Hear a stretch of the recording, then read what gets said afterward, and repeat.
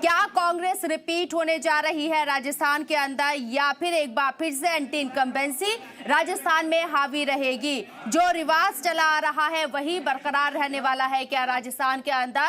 कश्मकश, गहमा गहमी बहुत ज्यादा, लेकिन नतीजे 3 दिसंबर को 199 सीटों पर राजस्थान में आज एक मरहले में वोटिंग हो रही है। तमाम दिग्गजों की नजर राजस्थान के ऊपर बनी हुई है। करो या मरो की सिचुएशन है या फिर एक तरफा ये मामला है, ये भी देखना होगा। हालांकि दावे बहुत बड़े बड़े हैं। कांग्रेस अपनी 9 गारंटी के जरिए लगातार ये दावा कर रही है कि एक बार फिर से राजस्थान के अंदर कांग्रेस की सरकार बनने जा रही है, लेकिन वहीं बीजेपी दम भर रही है कि अशोक गहलोत दूर दूर तक नहीं दिखाई देंगे।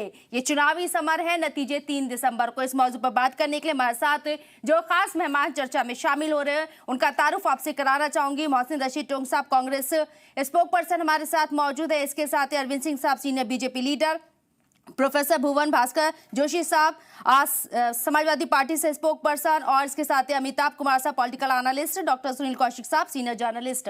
आप तमाम लोगों का इस्तकबाल है जी सलाम में। सबसे पहले मेरा सवाल यहाँ पर कांग्रेस मोहसिन रशीद टोंग साहब आपसे है, क्या लग रहा है, कांटे की टक्कर है या मामला एक तरफा है? और एक तरफा कौन सा, कांग्रेस का या बीजेपी का? देखिए, इस बार राजस्थान की जनता ये बता रही है कि हमने जिस तरीके से अपील की थी, और माशाल्लाह अभी तक 1 बजे तक के जो आंकड़े आए थे उसमें 40% के करीब मतदान हो गया था। तो लोगों में उत्साह बहुत है सरकार को रिपीट करने का।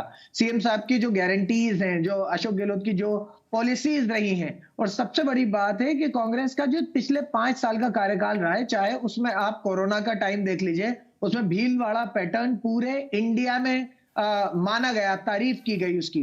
और उसके बाद जो 3 साल मिले उसमें अशोक गहलोत साहब की जो पॉलिसीज थी, उसमें चिरंजीवी की चर्चा तो पूरे इंडिया में हो रही है।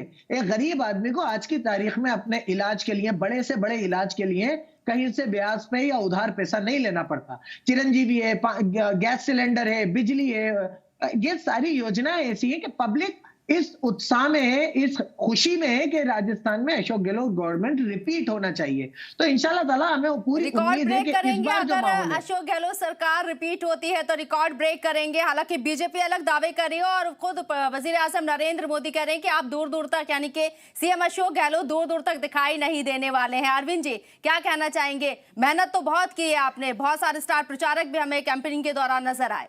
देखिए, ये कांग्रेस के हवाई दावे हैं। 5 साल राजस्थान के बदहाली के रहे हैं, सत्ता पक्ष के लोग आपस में लड़ते रहे हैं। अशोक गहलोत अपने ही कैबिनेट के साथी सचिन पायलट को गद्दार बताते रहे हैं, और सचिन पायलट इनको भ्रष्टाचार का पोषण करने वाला बताते रहे हैं। मैं अपने दावे नहीं कर रहा हूं, कांग्रेस के नेताओं ने जो कहा है उसी को मैं रख रहा हूं।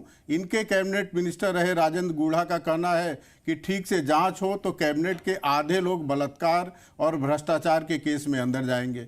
इनके अपने विधायक रामनारायण मीणा का बयान है कि सिर से लेके पांव तक भ्रष्टाचार में डूबी हुई ये सरकार है।